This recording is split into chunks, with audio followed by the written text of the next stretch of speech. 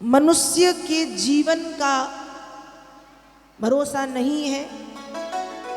समय रहते ही सावधान हो और भगवान नाम सुमिरन करते रहें, तभी जीवन की सार्थकता है। 18वीं बार जब जरासंध ने आक्रमण किया, स्वयं भगवान श्री कृष्ण प्रवर्षण पर्वत पर भागे हैं। प्रवर्षण का तात्पर्य है भक्ति ज्ञान की अथाह गंगा में गोता लगाने के लिए कृष्ण पहुंच गए। अब जब भगवान वहां से लौटे तो महाराज युधिष्ठिर हाथ जोड़ के आ गए। भगवान ने कहा, कहो बड़े भैया क्या बात है। युधिष्ठिर कहते हैं, सरकार राजसूय यज्ञ करना है। भगवान ने कहा, ठीक है, हो जाएगा।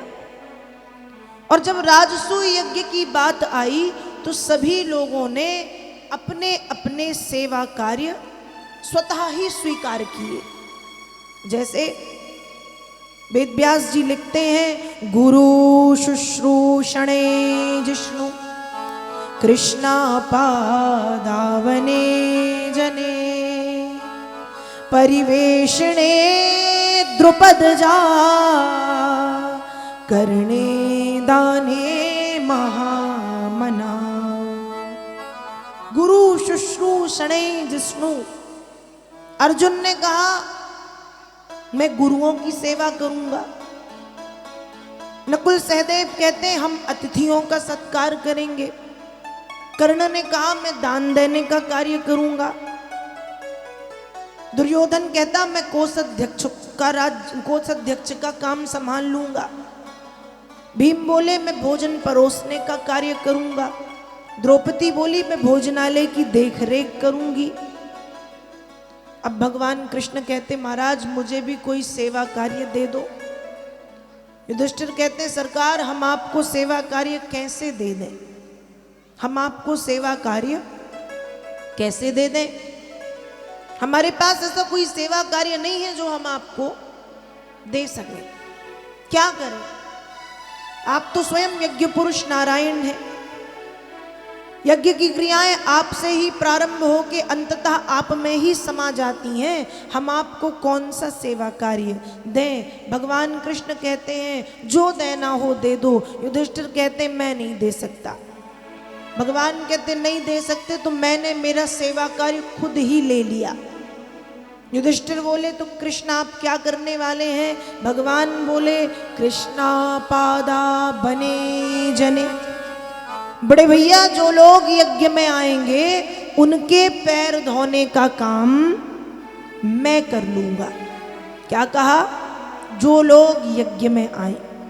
भगवान ने यहां कोई जाति विभाजित नहीं की कि जो ब्राह्मण आए, जो क्षत्रिय आए, जो वैश्य आए, जो शूद्र आए, जो ब्राह्मण आए, जो संत आए, जो ऋषि आए, जो महंत आए, जो योगी आए, उनके पैर में धोऊंगा। भगवान क्या कह रहे, कृष्णा पादावने जने। जो लोग यज्ञ में आएंगे उनके पैर धोने का कार्य मैं करूंगा। क्यों, भगवान ने ऐसा इसलिए कहा है क्योंकि भगवान यहाँ पर बताना चाह रहे हैं कि जब हम कोई भी बड़े से बड़ा कार्य करें या छोटे से छोटा, तो हमारे उस कार्य में सरलता और सहजता का होना जरूरी है। यदि हमने कोई बहुत बड़ा कार्य किया और उस बड़े कार्य में सरलता नहीं है, सहजता नहीं है, हमने अपना घमंड बताया, हमने अपना शक्ति प्रदर्शन करना चाहा, तो बड़े से बड़ा कार्य विफल हो जाता है। और आप छोटा सा काम करो, भले छोटा काम है लेकिन सरलता दिखाई, बड़प्पन दिखाया, सहजता दिखा दी, तो वो छोटे से छोटा कार्य भी भव्य और विशाल बन जाता है। इसलिए व्यक्ति के प्रत्येक कार्य में सरलता, सहजता, नम्रता, विनम्रता का होना परमावश्यक है। तो भगवान ने सरलता दिखा दी। कृष्णा पादावने जने, जो लोग यज्ञ में आएंगे उनके पैर मैं धोऊंगा। देखो भैया, भगवान भाव के भूखे हैं। भगवान खुद कहते हैं भाव का भूखा सदा में भाव ही बस सार है, भाव से मुझको भजो तो शीघ्र बेड़ा पार है। अन्य धन अरु वस्त्र भूषण कुछ न मुझको चाहिए, आप हो जाए मेरे बस एक ही यह सार है। भगवान कैसे कहा, भावग्राही जनार्दन। भगवान कैसे हैं, भावग्राही हैं, भाव को ग्रहण करने वाले हैं, भावग्राही। भगवान कहते मुझे आपका धन आपकी संपत्ति नहीं चाहिए, आपका जल फल फूल मीठा मेवा नहीं चाहिए। चढ़ा रहे हो तो तुम्हारी स्वेच्छा, और नहीं चढ़ा रहे तो कोई बात नहीं। मैं तो भक्त के नेत्र से निकलने वाले एक बूंद आंसू की बिंदु में डूब जाता हूँ, मैं तो एक आंसू के बूंद में पिघल जाता हूँ। भगवान कैसे हैं, भावग्राही, भावों को ग्रहण करने वाले, भावग्राही जनार्दना। तो भगवान ने यहाँ पर दिखाया है कि किसी भी कार्य में सरलता हो तो वो कार्य विफल नहीं जाता, सफल हो जाता है। तो जब बड़े बड़े सभी लोगों ने सेवा कार्य लिए, भगवान ने सबसे सुंदर सेवा कार्य ले लिया, कृष्णा पादावने जने। भगवान कितने कृपालु हैं। विदुर जी एक दासी के पुत्र हैं, भगवान कृष्ण के बड़े भक्त हैं। कहते हैं कृष्ण तो हमारे यहाँ कभी नहीं आएंगे, पर विदुर की पत्नी विदुरानी कहती है कैसे नहीं आएंगे, बिल्कुल आएंगे। और विदुर कहते हैं नहीं आएंगे, विदुर की पत्नी कहती है आएंगे। और भगवान पहुंच गए। दुर्योधन ने 56 व्यंजन बनवाए हैं, 56 भोग। तो दुर्योधन घर मेवा त्यागे, शाक विदुर घर खाई रे। दुर्योधन के 56 भोगों को त्याग दिया है। क्यों? क्योंकि उसके भोग में भाव नहीं है।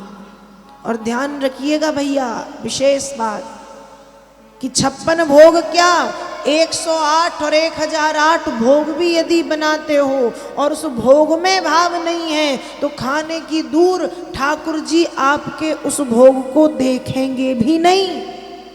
भाव होना जरूरी है। और फिर भाव से सूखी रोटी और नमक का भी भोग लगा दो तो वो ग्रहण कर लेंगे। भाव होना जरूरी है। तो दुर्योधन ने 56 भोग बनवाए, भगवान पहुंचे, भगवान ने देखा बड़ा घमंड है, नहीं खाए। व्यक्ति किसी के यहाँ 3 परिस्थितियों में खाता है, अभाव में, प्रभाव में, दबाव में। अभाव होगा हम दूसरे के यहाँ खा लेंगे, हमारे पास कमी हम खा लेंगे। प्रभाव में किसी का प्रभाव बड़ा है तो बड़े पेट भरा रहे, लेकिन प्रभाव ऐसा है कि उसके सामने खाएंगे, खाना पड़ेगा।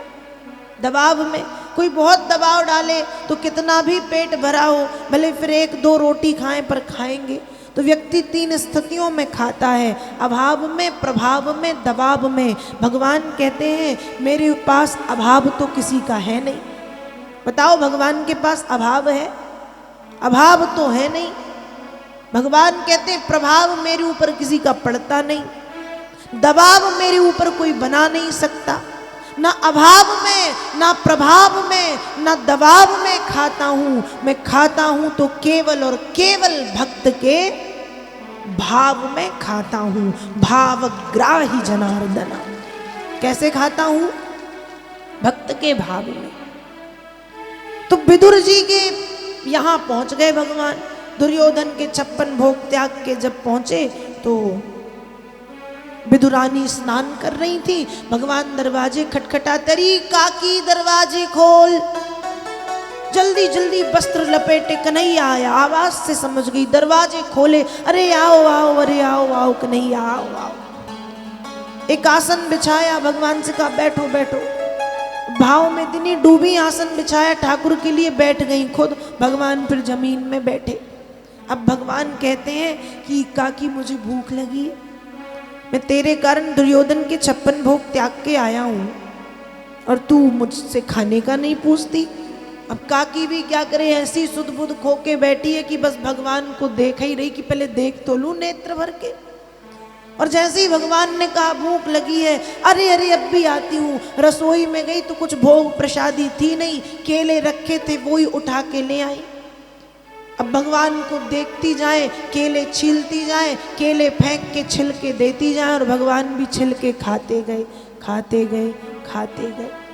और कहते अरे मैया तेरे ये फल इतने मीठे कि आज तक मैंने इतने मीठे फल नहीं खाए।